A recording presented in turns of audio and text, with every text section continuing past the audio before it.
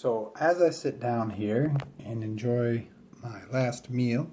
prior to the fast, I would just like to talk a little bit about the importance of eating something with high amounts of fat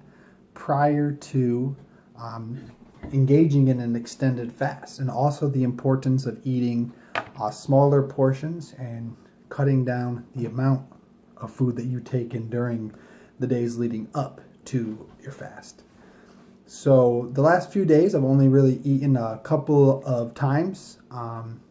and today this is my first meal. I was drinking some bone broth earlier, and now I'm sitting down to enjoy a nice baked salmon with some Brussels sprouts covered in coconut oil and some turmeric and different spices.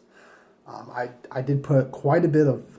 pink Himalayan salt on this, making sure that I've got those minerals and stuff set up for this extended period of time where I'll be consuming mostly water, and so just want to make sure my body is nice and full of those minerals, and so that way I'm ready to go.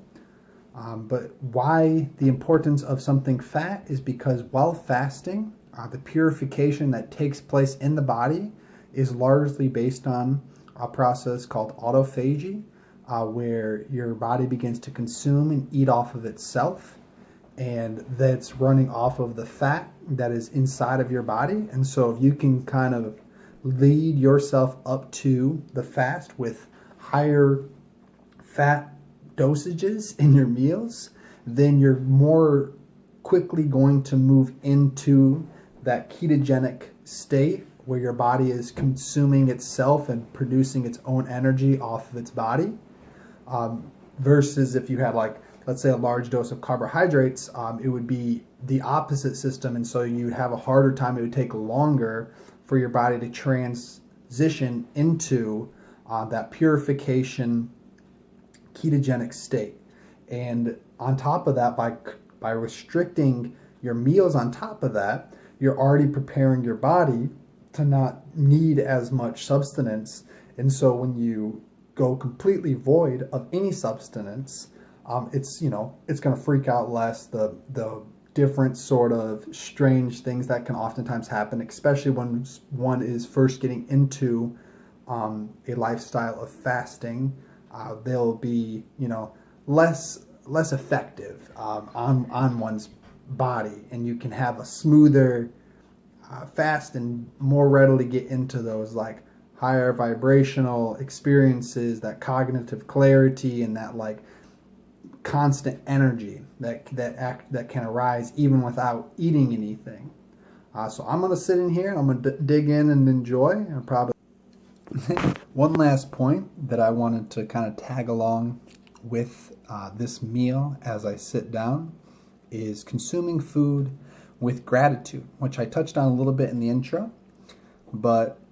what essentially that looks like, if you think about, like, a lot of religions talk about praying before you consume your food.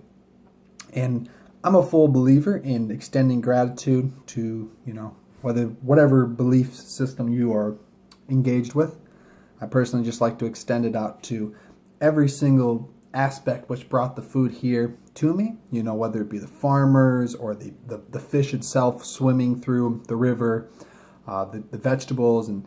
everything that Mama Earth that brought this meal to me. And then I take it one step further. Instead of just giving gratitude at the beginning of my meal, I, if you will, pray with every bite, or I extend that love with each time that I'm graced with consuming some substance, because it allows for the body to be more receptive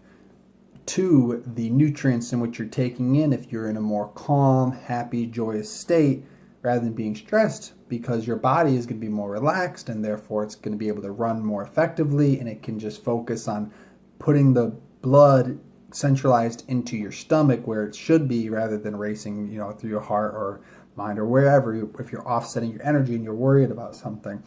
That's why oftentimes, even if I'm wanting to eat, but I find myself to be in a more stressed out